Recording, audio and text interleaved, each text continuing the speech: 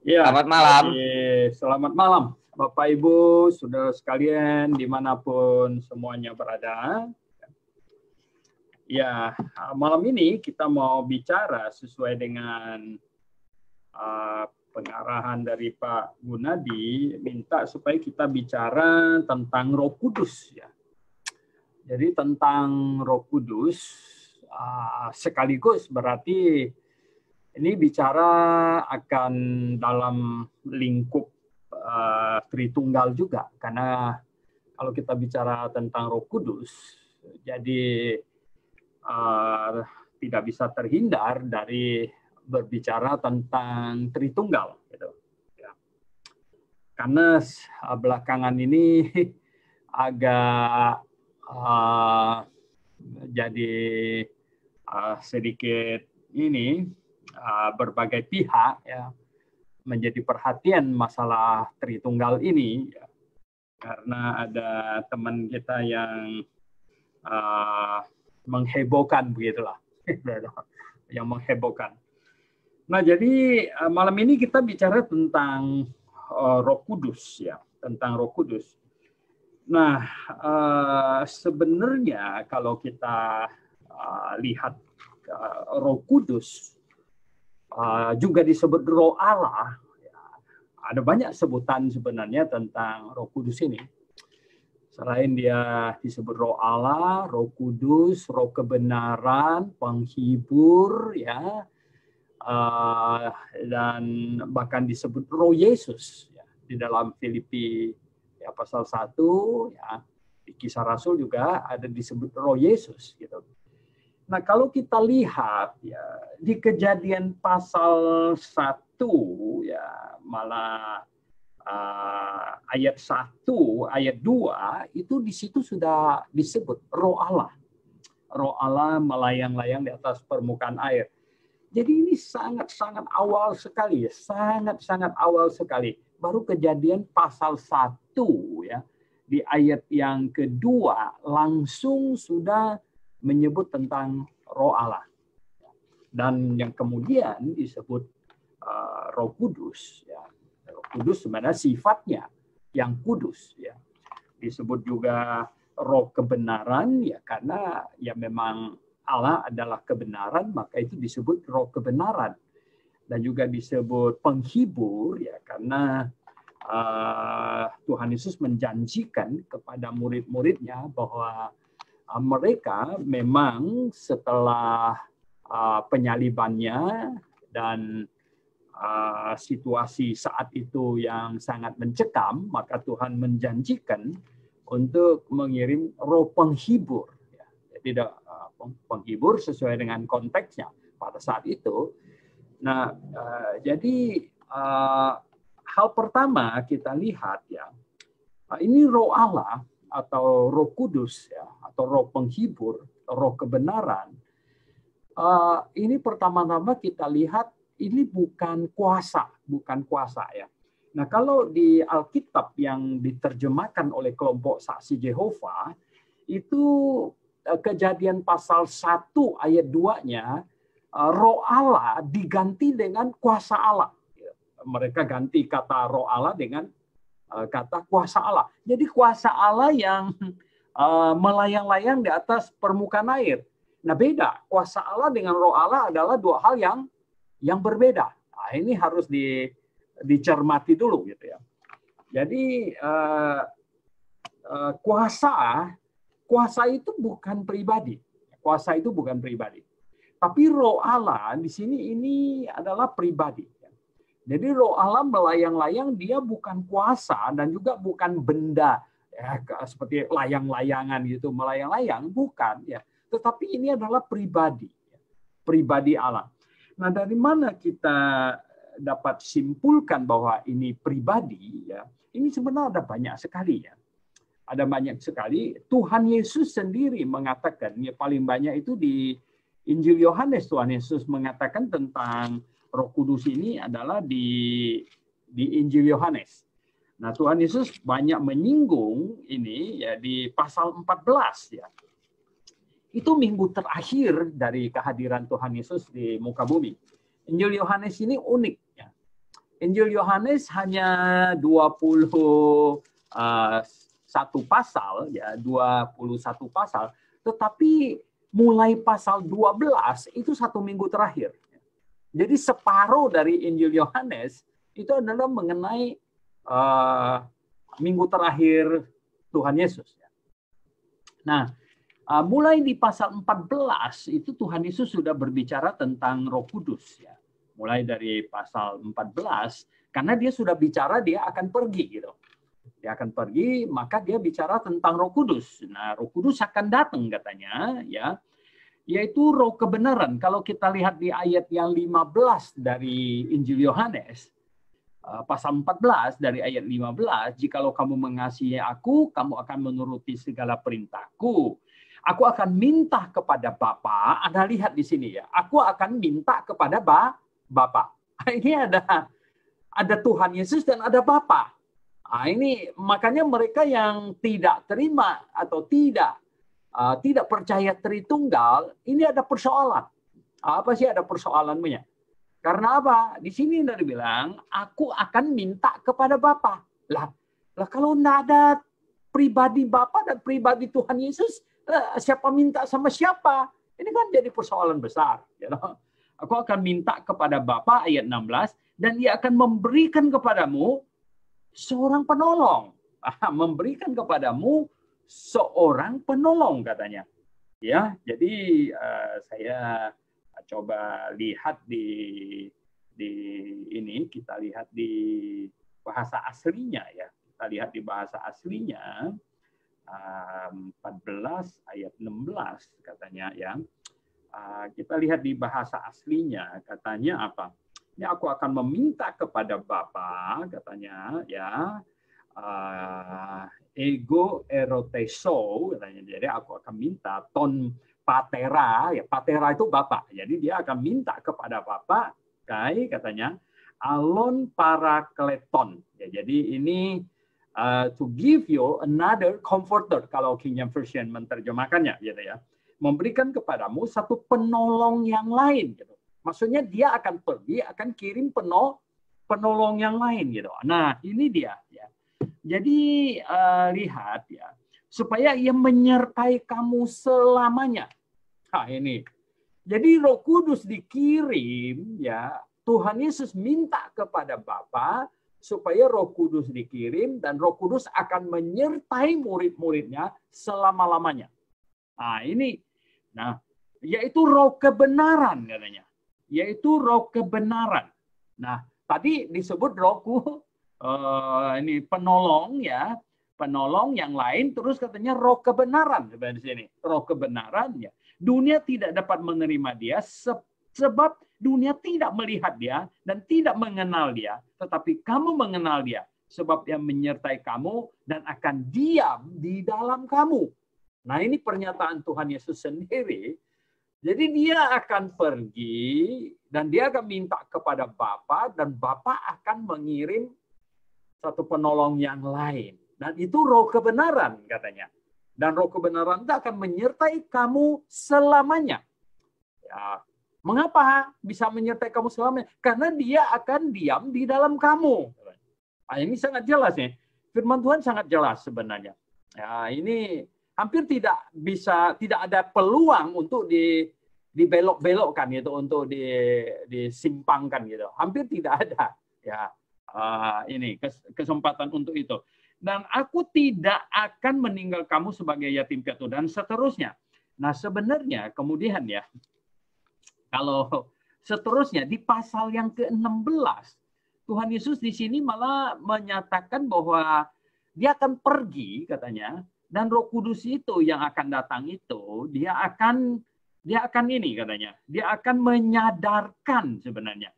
Dan kalau ia datang, ini di sini disebut Roh Penghibur, ya, Roh Kebenaran, ya, Roh Kudus. Dan kalau ia datang katanya, kalau ia datang di ayat yang ke-8 dari Injil Yohanes pasal 16. Dan kalau ia datang, ia akan menginsafkan dunia akan dosa, kebenaran, dan penghakiman. Ini 3 hal ini. Jadi roh penghibur, roh kebenaran, roh Allah, roh kudus, ini sebutannya, dia akan datang Dan pada waktu dia datang, katanya, ya, kepada murid-murid dia akan menyertai. Itu sudah. Ya, jadi job description-nya itu sudah dikatakan. Akan menyertai murid-murid karena akan tinggal di dalam mereka. Nah, sedangkan pekerjaan Roh Kudus ini terhadap dunia kita katakan, di sini katanya apa? Menginsafkan, di ayat 8. Menginsafkan apa? Menginsafkan itu menyadarkan. Menginsafkan itu menyadarkan, ya, menyadarkan dunia. Ini orang-orang menyadarkan dunia akan apa? Dosa dan kebenaran dan penghakiman. 3 ini. Ini sangat penting. Ini super penting. Dosa.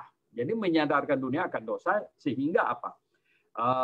Dengan bekerjanya Roh Kudus, kita berkata, dengan bekerjanya Roh Kudus, maka orang-orang berdosa itu akan merasa bersalah, gerah. Gitu. Nah, oleh sebab itu mereka kadang-kadang marah. Gitu. Marah terhadap kekristenan, marah terhadap salib. Bayangkan gitu. Di jalanan ada mirip-mirip kayak salib, ya, logo itu kayak salib, ya. Jadi hati mereka tuh risau gitu, ya, risau. Nah, dan menyadarkan dunia, menginsafkan dunia akan dosa, ya. Sebenarnya, ya, siapapun yang punya akal sehat, itu banyak hal mereka sebenarnya hanya nggak enak saja. Ya semua orang tahu kalau ngambil barang orang itu salah, nggak usah diajar. Dari kecil tahu ambil barang orang salah, gitu. Ya. Sebenarnya semua orang tahu dari Adam dan Hawa semua orang tahu. Ya.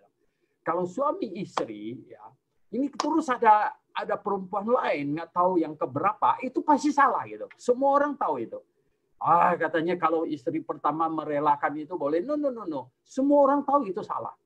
Nah, kenapa? Roh Allah ini menginsafkan akan dosa gitu. Jadi salah ini. Semua orang tahu itu salah.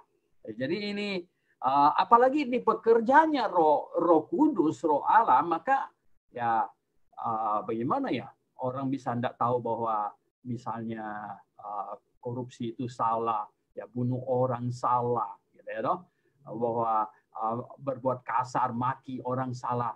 Saya pikir tidak ada orang tidak tahu. Lebih-lebih lagi ketika Roh Kudus hadir, ya, dan menyadarkan orang, menginsafkan orang akan dosa. Ini satu, ini kerjaannya yang dilakukan. Terus menginsafkan akan kebenaran. Jadi Roh Kudus itu bekerja menginsafkan orang akan kebenaran. Dosa dan kebenaran, atau kesalahan dan kebenaran. Kemudian yang ketiga, penghakiman. Nah, ini penting. Ini 3 hal yang utama, saudara, menginsafkan dunia ini. Akan dosa, akan kebenaran, ya. Kemudian penghakiman. Ya. Akan ada penghakiman. Nah, jadi tadi yang pertama itu kita lihat bahwa Roh Kudus ini bukan kuasa, bukan angin, bukan barang, karena dia bekerja. Karena dia memiliki aktivitas person ya.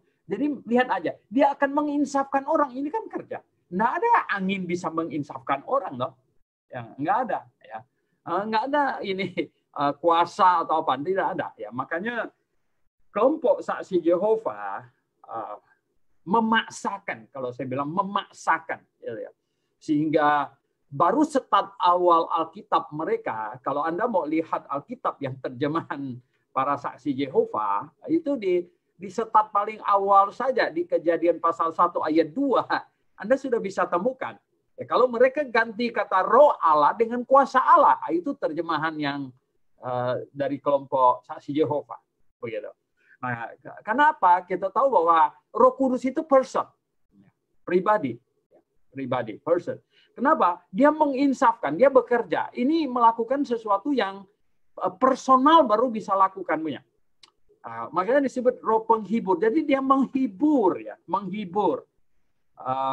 menguatkan, memimpin kan. Jadi akan memimpin kamu. Bayangkan. Di bagian lain dikata Roh Kudus berbicara. Jadi berbicara. Nah, kalau kita baca di Kisah Rasul, ya, di pasal yang ke-16 ya, Kisah Para Rasul di pasal yang ke-16 di situ kan ya toh. Ini Roh Kudus katanya menyuruh Paulus mereka itu tidak ke Asia tetapi pergi dulu ya. Roh Kudus mencegah mereka memberitakan Injil di Asia dan suruh mereka nyebrang ke Makedonia. Nah, ini kerja. Jadi ini person ya. Ini person. Nah, jadi Roh Kudus bekerja mencegah mereka ke Asia dan suruh mereka ke Makedonia. Nah, ini session lain lagi kalau kita mau bicara mengapa ke Makedonia dulu, mengapa bukan ke Asia dulu misalnya gitu. Nah, jadi lihat, tetapi yang saya mau kasih lihat, maksudnya tunjukkan ini adalah apa? Bahwa Roh Kudus itu person gitu. Jadi dia melakukan sesuatu yang pribadi lakukan punya. Bisa mencegah orang jangan ke sana dan kasih tahu ke sana aja gitu. Jadi ini pekerjaan Roh Kudus. Nah, jadi di tempat yang lain juga ada dikatakan bahwa jangan kamu mendukakan Roh Kudus. Menduka itu perasaan. Jadi bisa berduka, bisa senang, bisa senang, bisa susah, senang, bisa sedih. Nah, ini hanya person yang bisa. Nah, kita nggak mungkin bilang anginnya itu sedih gitu kan, nggak bisa. Puasanya sedih, nggak bisa. Itu bukan gitu. Tetapi ini Roh Kudus ya bisa sedih. Jangan mendukakan Roh Kudus. Nah, ini artinya apa? Ini person gitu. Nah, jadi Bapak Ibu yang saya kasih dalam Tuhan Yesus Kristus ya, dengan sungguh-sungguh memahami bahwa Roh Kudus ini person ya, yang Tuhan kirim ya untuk memimpin orang percaya ya, menggait kita orang percaya sambil ya menyadarkan dunia, menginsafkan dunia akan dosa, kebenaran dan penghakiman. Nah, ini Roh Kudus, ini pribadi. Nah, pribadi ini ya, adalah satu keistimewaan di zaman keimamatan orang percaya ini, saya katakan. Kita pakai istilah zaman keimamatan orang percaya. Karena di zaman keimamatan Harun, ya. Jadi zaman keimamatan Harun itu dari Musa sampai Yohanes Pembaptis. Nah, zaman keimamatan ayah itu dari Adam sampai Harun. Itu setiap ayah jadi imam di situ. Ya. Maka itu kalau ayah berkatin anaknya, anaknya terberkatin, ya kalau ngaur kayak si Ham dikutuk gitu. Nah, itu zaman keimamatan ayah. Kemudian dari Musa sampai Yohanes Pembaptis ini zaman keimamatan Harun. Nah, dari Yohanes Pembaptis sebenarnya sampai hari pengangkatan ini zaman keimamatan setiap orang percaya.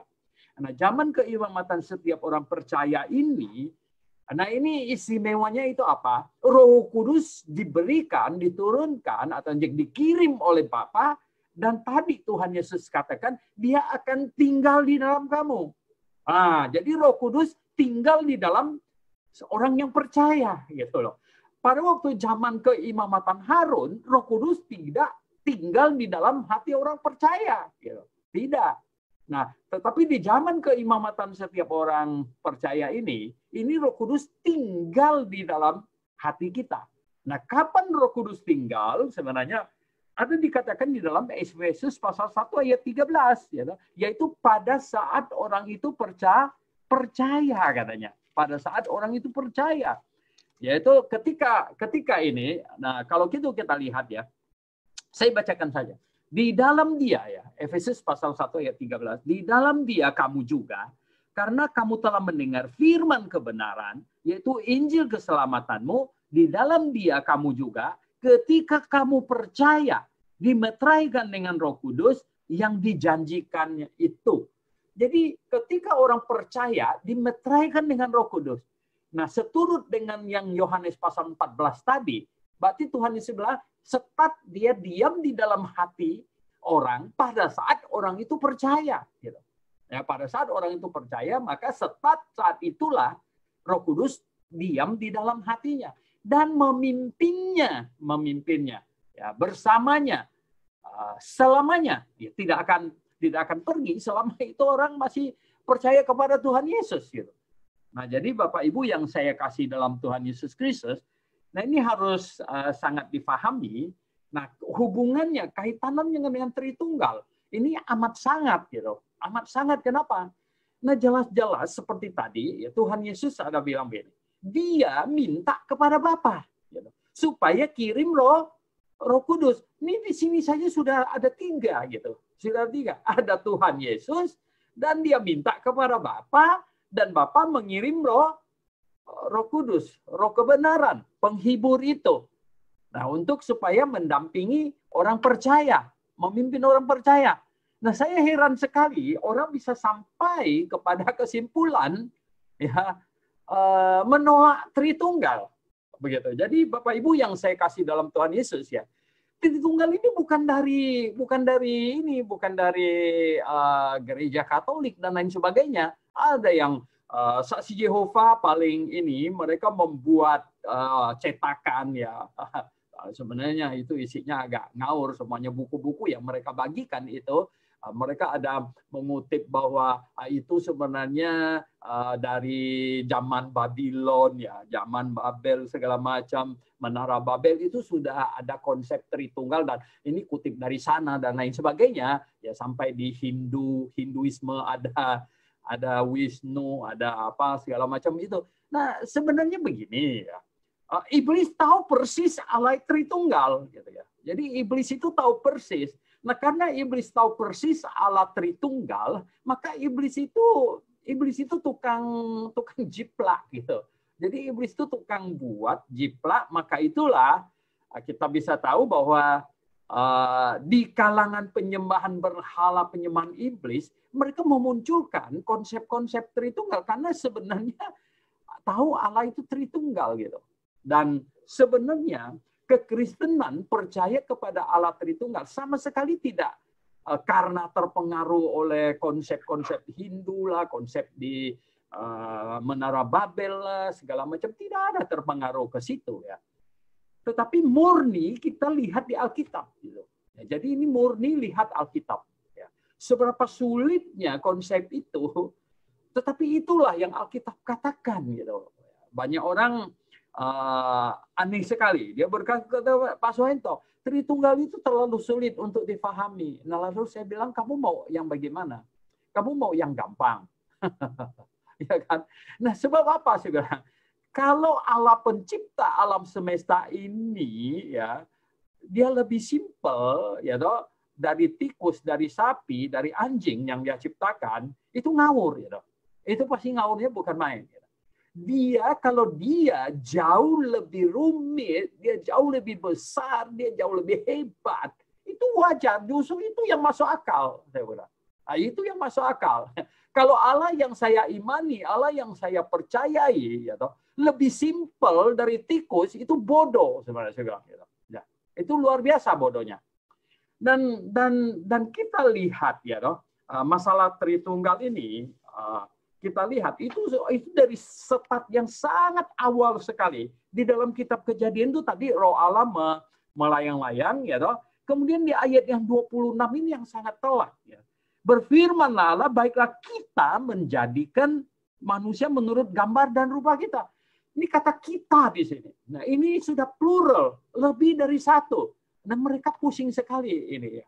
Mereka yang menganut oneness itu ya, hanya satu pribadi itu.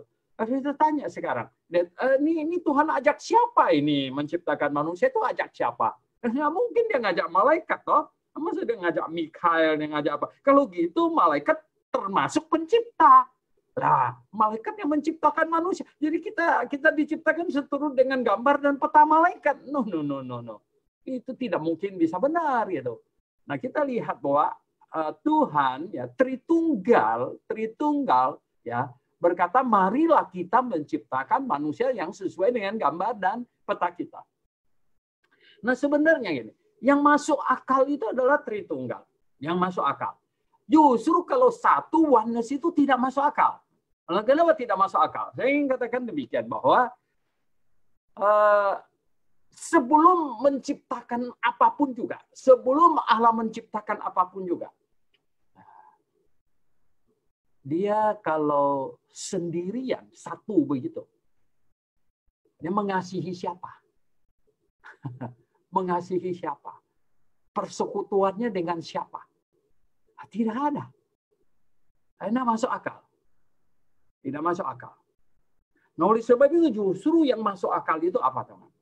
Di dalam kekekalan past, ya, di dalam kekekalan masa lalu, gitu, ya, di dalam kekekalan past, ya, sebelum menciptakan apapun juga, sebelum menciptakan malaikat bahkan apapun juga, Tritunggal Allah di dalam kekekalan, mereka sudah 3 Allah yang sempurna, yang saling mengasihi, dengan kasih yang sempurna. Dan 3 Allah yang maha besar, yang maha kasih, yang dalam satu persekutuan itu, mereka menciptakan, baru mulai menciptakan alam yang kita ada sekarang ini. Ya toh? Nah, mengenai di surga itu di mana? Kita tidak tahu. Karena kita bisa tahu sesuai dengan yang dikasih tahu. Kita mustahil bisa tahu sesuatu yang kita tidak dikasih tahu, gitu. Ya toh? Tidak ada, gitu.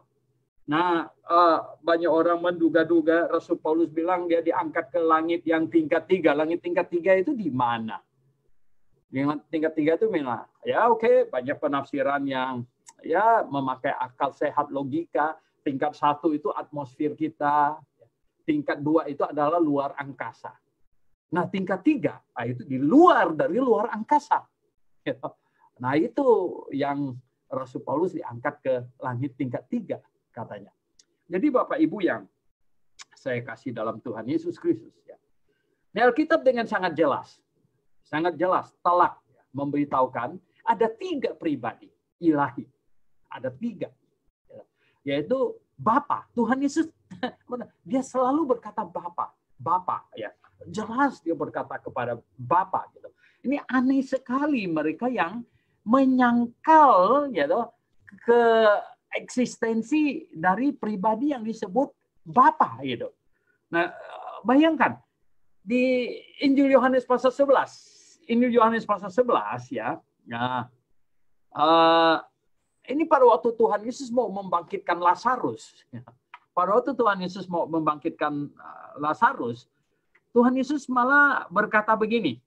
Nah, saya bacakan di Yohanes pasal 11, di ayat yang ke-41. Maka mereka mengangkat batu itu. Lalu Yesus menengadah ke atas dan berkata. Jadi Yesus melihat ke langit dan berkata, Bapa. Ini ngomong sama siapa? Kalau tidak Tritunggal, ini ngomong sama siapa? Bapa, aku mengucap syukur kepadamu, ya, karena engkau telah mendengarkan aku. Aku tahu bahwa engkau selalu mendengarkan aku. Tetapi oleh karena orang banyak yang berdiri di sini mengelilingi aku mengatakannya supaya mereka percaya bahwa engkaulah yang telah mengutus aku. Jadi Bapa mengutus Tuhan Yesus. Dan sesudah berkata demikian, berserulah ia dengan suara keras, Lazarus, katanya.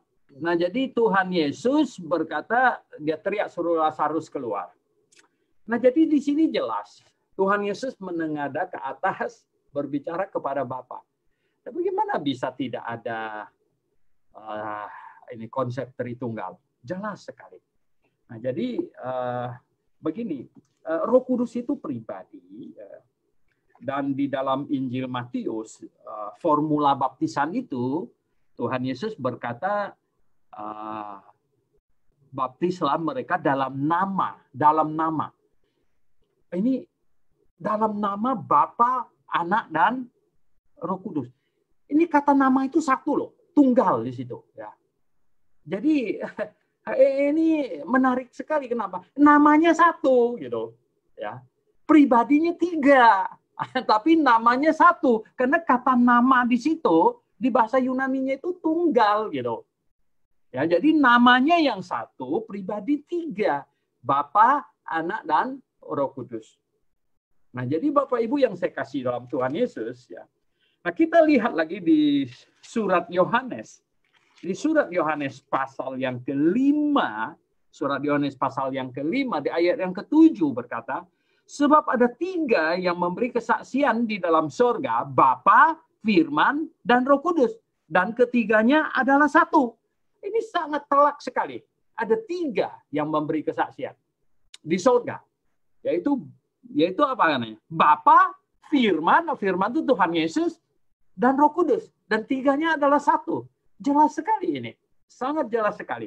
Ya, jadi tetapi ya, yang biasanya mengacaukan mereka yang sampai saksi Jehovah, Oneness, dan ini Sebalius ya, ini sehingga disebut modalism gitu. Itu adalah karena apa dong? Karena mereka dikacaukan antara satu nama dengan 3 pribadi. Nah, ini harus dipahami. Jadi begini, mereka dibingungkan mengapa rasul-rasul kemudian membaptis orang hanya pakai nama Yesus. Kenapa tidak ikutin yang di dalam amanat agung yang Matius pasal 28 itu? Bapa, Anak, dan Roh Kudus. Kenapa tidak bilang? Kenapa Petrus membaptis orang? Saya membaptiskan kamu dalam nama Bapa, Anak, dan Roh Kudus. Kenapa hanya baptis dalam nama Yesus? Kalau 3 pribadi, sebenarnya 3 pribadi ini namanya satu. 3 pribadi ini namanya satu. Kenapa? Di Perjanjian Lama, Jehovah, nama Jehovah, itu nama Tritunggal, itu bukan nama satu pribadi, itu nama Tritunggal, Jehovah. Nah, di Perjanjian Baru, ya, Yesus itu adalah arti kata Yesus itu artinya Jehovah menyelamatkan. Itu dari kata Joshua, Jehoshua, sebenarnya dipendekkan jadi Joshua. Itu namanya Jehovah Yasa. 2 kata disambung menjadi Jehovah menyelamatkan gitu. Nah, jadi begini, di Perjanjian Lama namanya itu Jehovah, di Perjanjian Baru namanya Yesus. Jadi ini satu nama tapi untuk 3 pribadi gitu. Nah, oleh sebab itulah maka para rasul mereka membaptis hanya dalam nama Yesus gitu. Nah, karena ada kekacauan ini, terjadi kekacauan ini, akhirnya mereka menyimpulkan cuma satu pribadi. Lah, kalau satu pribadi jadi ngawur gitu. Jadi ngawur gimana? Nah, tadi Tuhan Yesus berdoa kepada Bapa, kalau Bapa sama dengan dia ada di sini, lah kenapa pula dia minta kepada Bapa dan kemudian mengirim Roh Kudus? Ini kan jadi kacau-kacau lagi begitu. Jadi sebenarnya ini persoalannya hanya perlu memahami Alkitab dengan lebih lengkap secara keseluruhannya, melihatnya dengan benar, dengan baik. Ya, jadi para rasul membaptis ini begini. Jadi begini Bapak Ibu sekalian. Pergilah jadikanlah sekalian bangsa muridku, baptiskanlah mereka dalam nama Bapa. Nama Bapa itu siapa? Nah, kalau nama Bapa itu Jehovah, mestinya Anak Yesus, terus Roh Kudus. Oke, Roh Kudus. Kalau gitu, ya, mesti membaptisnya dalam nama Jehovah, Yesus, Roh Kudus. Gitu. Nama Bapa kan Jehovah, misalnya. Bukan begitu. Karena sebenarnya di Perjanjian Baru itu, kalau saya bilang begini, di Perjanjian Lama ini kode operasinya itu Yehovah. Ya. Kalau di Perjanjian Baru itu Yesus. Nanti sesudah rapture itu ada nama baru. Ya, nama baru. Nggak tahu nanti Tuhan akan memakai nama apa. Ya, mungkin nanti dia akan memakai apa? Hakim yang adil misalnya namanya. Ya, tidak tahu kita. Katanya yang belum dikasih tahu kita. Yang jelas gini, di Perjanjian Lama namanya Jehovah. Nah, di Perjanjian Baru namanya Yesus. Yesus ini nama bukan Yesus anak yang datang jadi manusia saja. Itu nama Tritunggal sebenarnya. Nah, maka itulah para rasul hanya membaptis dalam nama Yesus. Tetapi mereka jadi kacau, akhirnya mereka menafsirkan cuma satu pribadi. Lah, kalau satu pribadi itu jadi kacau. Kenapa jadi kacau? Yang akhirnya balik lagi yang di Kejadian itu, marilah kita menciptakan manusia, itu kitanya siapa di situ? Itu kan akan jadi kacau lagi gitu. Ya. Dan jadi bagaimana menghandle masalahnya karena begitu besar kasih Allah akan dunia ini sehingga ia yang mengirim anaknya yang tunggal. Ini siapa kirim siapa dan lain sebagainya. Ini akan kacau sekali. Jadi Bapak Ibu yang saya kasih dalam Tuhan Yesus Kristus, kekristenan itu tidak bisa sustain, tidak bisa tahan, tidak bisa konsisten, tidak bisa klop kalau menyangkal Tritunggal. Tidak bisa. Kenapa? Karena konsep kekristenan ya. Jadi begini ya. Kekristenan tidak bisa terus, tidak bisa konsisten ya. Tidak bisa konsisten kalau Tritunggal ini disangkal. Kenapa? Karena kekristenan ya, inti sari dari kekristenan itu adalah apa? Inti sari kekristenan itu Allah ya, mau menyelesaikan dosa manusia sehingga mengirim pribadi yang kedua untuk dihukumkan menggantikan manusia. Nah, ini inti kekristenan, Saudara. Ya. Solusi keselamatan manusia berdosa itu di dalam kekristenan itu begitu. Jadi kalau Tritunggal dikacaukan, maka dia pasti akan mengacaukan seluruh konsep inti kekristenan itu sendiri, gitu. Ya, begitu. Ya. Jadi Bapak Ibu yang saya kasih dalam Tuhan. Nah malam ini kita bicara tentang Roh Kudus. Ya. Jadi kalau Roh Kudus, ya, Roh Kudus ini bukan pribadi, gitu, yang tersendiri. Ini akan jadi kacau, gitu. Ya, akan jadi kacau sekali, gitu. Nah jadi Bapak Ibu yang saya kasih dalam Tuhan, ya. Nah, kita malam ini kita lihat ya. Jadi kita bicara tentang Roh Kudus. Memang. Jadi Tuhan Yesus menyelesaikan tugasnya. Tuhan Yesus diutus oleh Bapa menyelesaikan tugasnya. Dosa terselesaikan. Di atas kayu salib dia berseru apa? Sudah selesai. Jadi dosa manusia terselesaikan gitu. Jadi ketika dosa manusia terselesaikan, Tuhan Yesus kembali ke sorga, karena dia kirim Roh Kudus. Kirim Roh Kudus. Nah, Roh Kudus yang bekerja tadi kita baca, ya, menempati murid-murid Tuhan, orang-orang yang percaya, mendampingi, menguatkan, menghibur, mengajar, ya, memimpin. Kemudian terhadap luar dunia ini, manusia di dunia ini, menginsafkan. Menginsafkan apa? Dosa, kebenaran dan penghakiman. Ya, jadi Bapak Ibu yang saya kasih dalam Tuhan Yesus Kristus. Nah ini harus difahami amat sangat gitu. Difahami amat sangat. Ini inti sari kekristenan. Jadi banyak orang tidak tahu tentang konsep inti kekristenan ini apa saja. Nah, ini akan jadi kacau-kacau. Konsep inti kekristenan yang lain lagi itu adalah apa? Alkitab ini kanon tertutup. Satu-satunya firman Tuhan. Ya. Jadi Alkitab kanon tertutup, satu-satunya firman Tuhan, tidak boleh ada penambahannya lagi. Tidak ada proses pewahyuan lagi. Tidak ada orang yang dapat mimpi lagi dari Tuhan. Sesudah Alkitab selesai ditulis. Nah, kalau ada orang dapat mimpi dari Tuhan sesudah Alkitab ditulis, Alkitab jadi ngawur gitu. Karena berarti Alkitab bisa disambung dan diteruskan. Kalau ada Mr. J, Mr. M, Mr. apa, ketemu malaikat lagi, dapat wahyu lagi, kalau itu benar dari Tuhan, maka hancurlah kekristenan.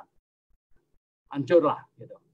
Jadi Bapak Ibu yang saya kasih dalam, inti dari kekristenan itu apa? Inti dari kekristenan, Alkitab satu-satunya firman Tuhan.